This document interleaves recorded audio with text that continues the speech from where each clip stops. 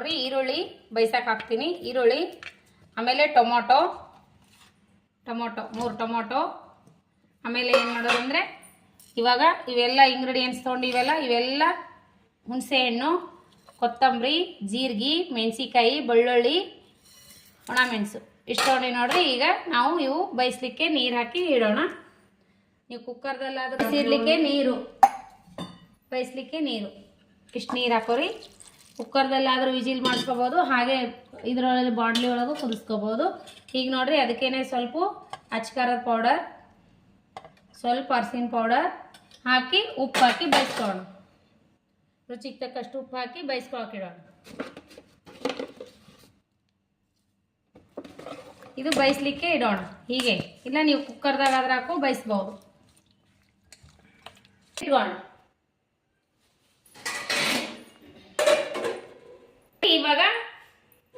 ಈಗ ಬೈಸ್ಲಿಕ್ಕೆ ಇಟ್ಕೊಂಡು ನೋಡ್ರಿ ಈ ರೀತಿ ಕುದಿತಾ ಇರಬೇಕು. ಕುದಿ ಆಗಿದೆ, ಇವಾಗ ತಕ್ಕೋಣ. ನೋಡ್ರಿ ಈ ರೀತಿ ಸಪ್ಪಿ ಬಿಸ್ತಾ ಇರಬೇಕು. ಈಗ ತಕ್ಕೊಂಡು ಬಿಡೋಣ. ಈಗ ನೋಡ್ರಿ ಈ ರೀತಿ ತಕ್ಕೊಂಡಿವಿ. ಈಗ ಟೊಮೆಟೊ ಸೊಪ್ಪಿ ಈ ರೀತಿ ಬಿಚ್ಚಿರ್ಬೇಕು. ಈಗ ಸ್ವಲ್ಪ ಗಿರ್ ಅನ್ಸೋಣ ಮಿಕ್ಸಿಯಲ್ಲಿ. ಸ್ವಲ್ಪ ಆರಿಟ್ಕೋಣ. ಆರಿಸ್ಬಿಟ್ಟು ಗಿರ್ ಅನ್ಸೋಣ. ಇದನ್ನು ಮಿಕ್ಸಿಯಲ್ಲಿ ಸ್ವಲ್ಪ ಗಿರ್ ಅನ್ಸೋಣ.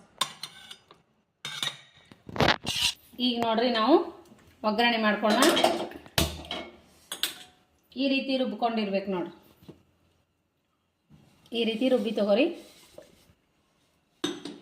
ಇವಾಗ 2 ಸ್ಪೂನ್ ಎಣ್ಣೆ ಹಾಕೋಣ. ಎಣ್ಣೆ ಈಗ ನೋಡ್ರಿ ಒಗ್ಗರಣೆಗೆ ಸಾಸಿವೆ,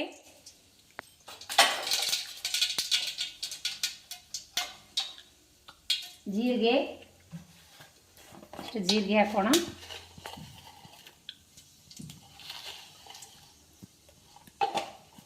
ಹಾಗೆ ಬೆಳ್ಳುಳ್ಳಿ ಹಾಕೋಣ.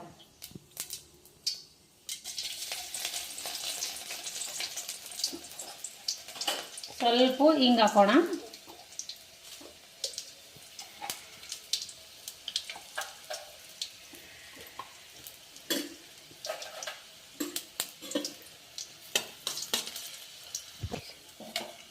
ಮೆಣಸಿಕಾಯಿ, ಒಂದೆರಡು ಮೆಣಸಿಕಾಯಿ, ಸ್ವಲ್ಪ ಹಿಂಗಿನ ಪೌಡರ್.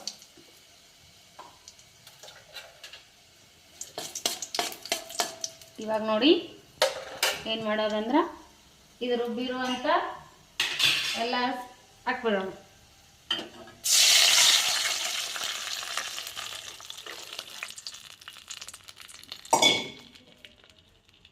ಇವಾಗ ರುಬ್ಬಿರುವಂಥದ್ದೆಲ್ಲ ಮಸಾಲ ಹಾಕ್ಬಿಡೋಣ.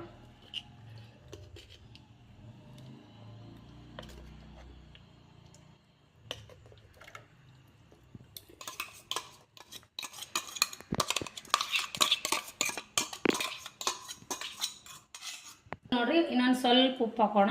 ಉಪ್ಪು ಕಮ್ಮಿ ಆಗಿದ್ರೆ ಆಮೇಲೆ ಸಾಂಬಾರು ಪೌಡ್ರ್ ಹಾಕೋಣ. ಸ್ವಲ್ಪ ರಸಮ್ ಪೌಡರ್,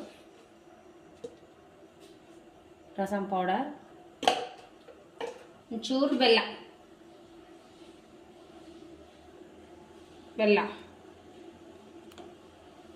ಆಮೇಲೆ ಕೊತ್ತಂಬರಿ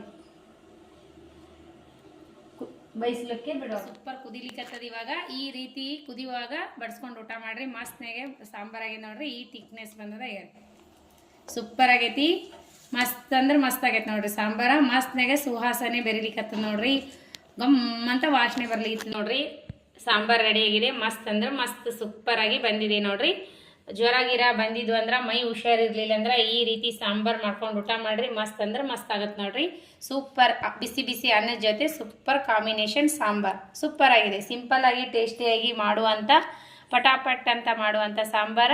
ಬ್ಯಾಚುಲರಿಗಂತೂ ಇನ್ನೂ ಸೂಪರ್ ಆಗಿರ್ತೈತೆ ನೋಡ್ರಿ. ಸಾಂಬಾರು ಸೂಪರ. ಇಡ್ಲಿ ಜೊತೆನೂ ತಿನ್ಬೋದು, ಅನ್ನ ಸಾಂಬಾರನು ತಿನ್ಬೋದು. ಈ ರೀತಿ ಸೈಡ್ ಡಿಶ್ ಆಗಿ ಹಪ್ಪಳ ಕರ್ಕೊಂಡೀನಿ. ಕುರುಡ್ಗಿ ನಾನು ಮೊನ್ನೆ ಮಾಡಿರುವಂಥ ಕುರುಡ್ಗಿ ಕರ್ದೀನಿ. ಸೂಪರ್ ಬಂದ ಸಾಂಬಾರು ಮಾತ್ರ ಮಸ್ತ್ ಆಗಿದೆ.